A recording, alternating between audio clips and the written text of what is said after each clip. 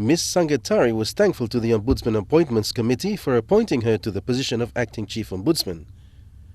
She was also clear on the fact that she holds the position in an acting capacity until a substantive appointment is made. First of all, I want to thank the Ombudsman Appointments Committee for the decision to appoint me as Acting Chief Ombudsman. She was quick to highlight that appointment was also a vote of confidence by the Appointments Committee in placing such an important role to a woman professional. This will be my second time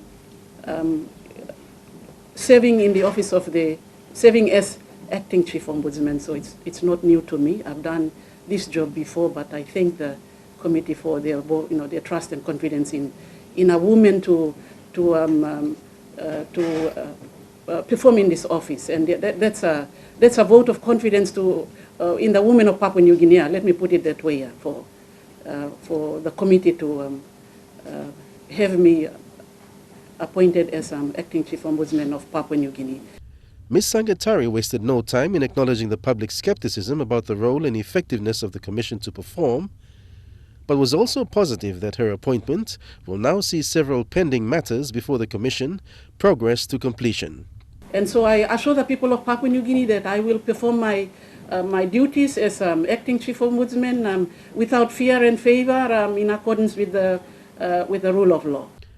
She reassured the PNG public that it was business as usual at the Commission and that the only challenge they faced now was funding to implement their programs. There's a lot of pending matters we couldn't progress with because we didn't have a Chief Ombudsman or an Acting Chief Ombudsman to call the meetings of the Commission and chair the meetings of the Commission. Under the law, he is the only one that does these things. None of the other two ombudsmen have the authority to do this. So it now paves the way with my appointment as Acting Chief Ombudsman to do that, to progress Commission business. She says she has already spoken to the Secretaries for Finance and Treasury for the funding that is owed to the Commission for the months of July and August.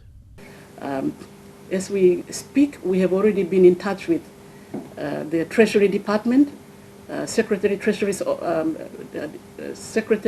Department of Treasury and Secretary Finance. I have already spoken to them to release funds for the operations of the Commission because we cannot do much now. Without funding, we are stuck. We can only get paid our salaries, and whatever little money we have, we can pay our bills, and end of story. Neville Choi, National EMTV News.